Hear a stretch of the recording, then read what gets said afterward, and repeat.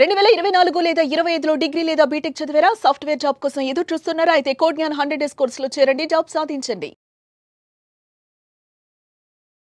నమస్తే, welcome to Suman TV. నేను మీ anchor Shri. Right ను మనతో పాటు ఉన్నారు హైకోర్టు అడ్వకేట్ అలగిరి రవీంద్రనాథ్ గారు.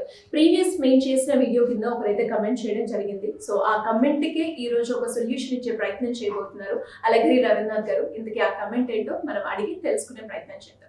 నమస్కారం అలగిరి రవీంద్రనాథ్ గారు. నమస్తే అండి శ్రీ గారు. సార్, రీసెంట్ గానే మనం చేసిన ఒక ఎపిసోడ్ కింద ఒక కమెంట్ చేయడం జరిగింది. వాళ్ళ భర్త గవర్నమెంట్ జాబ్ చేస్తూ సడన్ గా చనిపోవడం జరిగింది. ఇప్పుడు భర్త పోస్ట్ లో భార్య అయితే రావడం జరిగింది. మరి అలా తనకు వచ్చిన జీతంతో తనకు ప్రాపర్టీని కొనడం జరిగింది.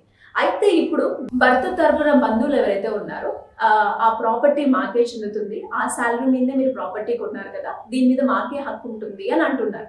అయితే ఇప్పుడు ఈ ప్రాపర్టీ మీద నిజంగానే వాళ్ళకి హక్కు ఉంటుందా, లేదంటే భార్యకి హక్కు ఉంటుందా? లీగల్ పరంగా ఎలా ఉంటుంది sir? Very interesting question Sri గారు. ఇది చాలామంది ఫేస్ చేస్తుంటారు. ముఖ్యంగా ఈ జాయింట్ ఫ్యామిలీస్లో ఇటువంటి సమస్య ఎక్కువగా ఉంటుంది. దీని యాక్చువల్గా కంపాన్షనేట్ గ్రౌండ్స్ అంటారు, అంటే కారుణ్య నియామకాలు అంటారు.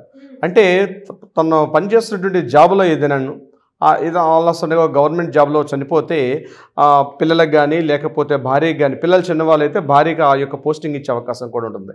ఆ పోస్టింగ్లో వాళ్ళు కంటిన్యూ అవుతూ ఉంటారు. అయితే దీని మీద సుప్రీంకోర్టు ఒక కీలకమైనటువంటి ఒక జడ్జిమెంట్ కూడా కొన్ని సందర్భాలు ఇవ్వడం కూడా జరిగింది.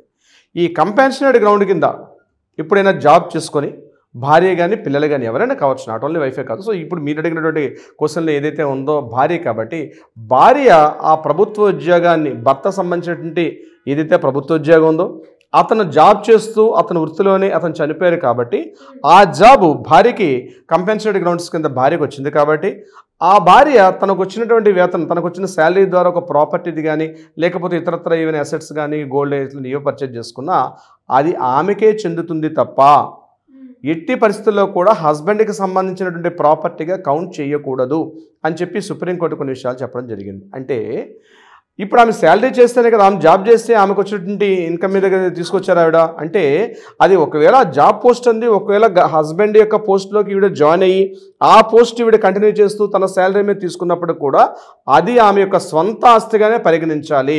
స్వంత ఆస్తిగా పరిగణించేటప్పుడు ఆ యొక్క ప్రాపర్టీ మీద పూర్తి హక్కులన్నీ కూడా ఆమెకే ఉంటే తప్పించి దాని మీద క్లెయిమ్ చేసుకునే హక్కు భర్త తరపున ఉన్నటువంటి బంధువులు ఎవరైతే ఉన్నారో వాళ్ళకి ఎట్టి పరిస్థితుల్లో కూడా వాళ్ళ మీద క్లెయిమ్ చేసుకునే హక్కు లేదు.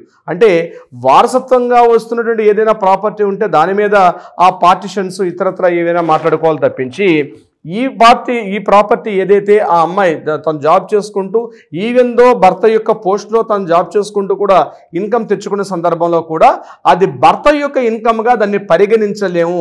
ఎందుకంటే భర్త ఆల్రెడీ ఎక్స్పైర్ అయిపోయారు, జాబ్ మాత్రం భర్తది. అది కూడా కంపాన్షనేట్ గ్రౌండ్స్ కింద ఆ పోస్ట్లోకి ఈవిడ అపాయింట్ అయ్యి అందులో ఈవిడ జాబ్ చేస్తూ సంపాదించుకున్నారు. కాబట్టి ఈవిడకు వచ్చినటువంటి శాలరీ మీద, ఈవిడకు వచ్చిన ఇన్కమ్ మీద, ఈవిడకు వచ్చిన పెన్షన్ మీద, ఈవిడకు వచ్చే గ్రాట్యుటీ మీద, లేదా ఇతరత్ర ఏవైనా ఏరియాస్ మీద ఆవిడకు వచ్చేటువంటి ఆ ఎలవెన్స్ల మీద ఆవిడ సంపాదించుకున్న ప్రాపర్టీ అయితే ఇక్కడ అందుకే శాలరీతో పాటు ఇవన్నీ కూడా యాడ్ ఆన్ చేశాను నేను. పెన్షన్ కావచ్చు, గ్రాట్యుటీ కావచ్చు, అలవెన్స్లు కావచ్చు, ఇతరత్ర ఏ రకమైనటువంటి ఆ ఇన్కమ్ మీద ఆవిడ సంపాదించుకున్నా ఆ ప్రాపర్టీ ఆవిడ యొక్క సొంత ఆస్తిగానే పరిగణిస్తారు తప్పించి ఇది ఫ్యామిలీకి సంబంధించిన ఆస్తి కాదు. ఇక్కడ జాయింట్ ఫ్యామిలీస్ ఈ ప్రాబ్లమ్స్ ఎక్కువ వస్తాయి. ఎలా అంటారంటే, అదిగో చూస్తావా జాబ్ సంపాదించేసుకుంది, మా అబ్బాయి యొక్క జాబ్తో ఆవిడ వెళ్ళి ఆవిడ చక్కగా ఎంజాయ్ చేసుకుంటుంది, ఆవిడ ఆ ప్రాపర్టీ కాబట్టి ఆ ప్రాపర్టీ మాకు ఇవ్వమని చెప్పి వాళ్ళు క్లెయిమ్ చేసుకుంటే ఎట్టి పరిస్థితుల్లో కూడా కోర్టులు, నాకు తెలిసి ఈవెన్ కోర్టు ఆర్గ్యుమెంట్స్ కూడా కాదు, ఆ కోర్టు జడ్జిమెంట్ ఫైల్లో కూడా, అంటే ఆ ఫైలింగ్లో కూడా తీసుకునే అవకాశం కూడా ఉండదు. ఎందుకంటే క్లియర్గా సుప్రీంకోర్టు జడ్జిమెంట్స్ చెప్తున్నాయి క్లియర్గా. ఎందుకంటే ఆవిడ జాబ్ చేస్తుంది, జాబ్ ఎలా వచ్చిందని ఇంపార్టెంట్ కాదు, ఎలా వచ్చిందని ఇంపార్టెంట్ అయితే ఆయన ఇప్పుడు లేరు కాబట్టి ఆ జాబ్ను బట్టి ఆ ప్రాపర్టీ తీసుకోలేదు కాబట్టి ఈవిడ తనకు వచ్చినటువంటి శాలరీ మీద తీసుకున్నారు కాబట్టి దాని మీద పూర్తి ఇన్కమ్ అంతా కూడా ఆ ఇన్కమ్ సంబంధించుకుంటే పూర్తిగా ఆమె ఉంటుంది. అంటే ఏంటి, ఆ ప్రాపర్టీ మీద ఆవిడ ఎంజాయ్ చేయొచ్చు ఆ ప్రాపర్టీని, లేదా ఆ ప్రాపర్టీని తనకు కావాల్సిన వ్యక్తులకి ఆవిడ గిఫ్ట్ డేట్గా చేసుకోవచ్చు, దానం చేయొచ్చు, ఏమైనా చేసుకునే హక్కు పూర్తిగా ఉంటుంది. అంటే ఆవిడకి స్త్రీధనం కిందగానే పరిగణిస్తాం. అంటే ఆవిడ సెల్ఫ్ ఎక్వైర్డ్ ప్రాపర్టీగానే, సెల్ఫ్ గెయిన్డ్ ప్రాపర్టీ కింద మాత్రమే సొంత ఆస్తిగా పరిగణిస్తాం తప్పించి ఇతరత్ర యాన్సెస్ట్రల్ ప్రాపర్టీ కింద లేకపోతే దాన్ని పరిగణించే అవకాశం ఎట్టి పరిస్థితుల్లో కూడా ఉండదు. అది శ్రీ గారు. ఎలా అయితే హస్బెండ్ తరపు నుంచి మనకి ప్రాపర్టీ మీద హక్కు ఉంటుంది అని అంటున్నారో, అలాగే కొన్ని సందర్భాల్లో పిల్లలు కూడా ఈ ఆస్తి పైన మాకు హక్కు ఉంటుంది అని అంటూ ఉంటారు. మరి అక్కడ ఇది వర్తిస్తుంది అంటారు ఇప్పుడు? ఎగ్జాక్ట్లీ, దీని కంటిన్యూషన్కి వస్తుంది. అది కూడా చాలా వ్యాలిడ్ పాయింట్.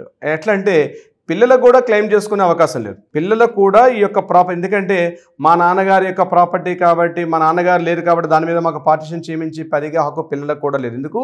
ఇప్పుడు నేను చెప్పినట్టుగా అది సెల్ఫ్ ఎక్వైర్డ్ ప్రాపర్టీ కిందకు వస్తుంది కాబట్టి పిల్లలు కూడా ఈవెన్ తన సొంత పిల్లలకు కూడా దాని మీద ఆమె బ్రతికున్నంత కాలం మీద ఆ ప్రాపర్టీ మీద సర్వ హక్కులు కూడా ఆమెకే చెందుతాయి తప్పించి ఈవెన్ పిల్లలు కూడా ఆ పార్టీని భాగపంపకాలు చేయమని చెప్పి పిల్లలు కూడా అడిగే హక్కు. అది వ్యవసాయ భూమి అయినా, అది ఇల్లైనా, అది ఎటువంటి ఎసెట్ అయినప్పటికి కూడా దాని మీద ఆవిడ యొక్క స్వార్జితంగా ప్రాపర్టీగానే పరిగణిస్తారు తప్పించి ఇతరత్ర దాన్ని కన్సిడర్ చేయం. కాబట్టి పిల్లలు కూడా క్లెయిమ్ చేసుకునే హక్కు ఎట్టి పరిస్థితుల్లో కూడా లేదు. శ్రీగారు, ఓకే సార్. మరి అదే విధంగా ఇంకా ఎవరికైనా కూడా ఆస్తి రిలేటెడ్ గానీ మనం ఎన్నో రకాల గొడవలు అయితే చూస్తూ ఉంటాం. అన్న తమ్ముల మధ్యలో కావచ్చు, లేదు అంటే అత్తమామల మధ్య, ఇలాంటివి ఎక్కువగా వింటూ ఉన్నాం. అలాంటి వాళ్ళు ఎవరైనా కూడా ప్రాపర్టీకి సంబంధించిందైనా, ఫ్యామిలీ ఇష్యూస్ అయినా ఎవరైనా కూడా మిమ్మల్ని అప్రోచ్ అవ్వాలి అంటే ఏ విధంగా ఉంటుందంటారు? తప్పనిసరిగా శ్రీగారు, అంటే ఫ్యామిలీస్ ఇష్యూస్ అని, ప్రాపర్టీ ఇష్యూస్ అని అంటే మనుషుల యొక్క విలువల కన్నా ఆస్తుల యొక్క విలువలు బాగా పెరిగిన సందర్భాల్లో ఆస్తుల మీద రకరకాల ఇష్యూస్ వస్తూ ఉన్నాయి.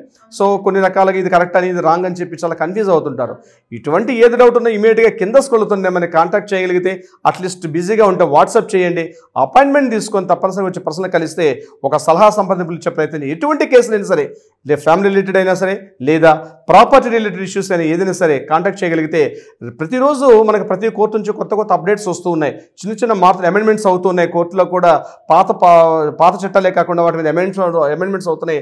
అది కాకుండా కొన్ని ప్రత్యేకమైన కోర్టులు అన్నీ కూడా వాటి మీద జడ్జిమెంట్స్ కూడా ఇస్తున్నారు సైటేషన్స్కి. సో వాటిని కూడా మనం కన్సిడర్ చేసుకొని ఎలా చేస్తే బాగుంటుంది, మీ సమస్య మీదైతే పరిష్కారం మా దగ్గర ఉంది. ఇమీడియట్గా మీ దగ్గర ఉన్న ఫోన్ని లిఫ్ట్ చేయండి, కాల్ చేయండి, మాట్లాడండి, అపాయింట్మెంట్ తీసుకోండి. రవీంద్రనాథ్ ఎప్పుడు మీ పక్కన ఉంటారు. Thank you sir. Thank you so much. Thank you so much Sri గారు. సుమన్ టీవీలో మీ పర్సనల్ అండ్ బిజినెస్ ప్రమోషన్స్ కోసం కింది నెంబర్కి కాంటాక్ట్ చేయండి.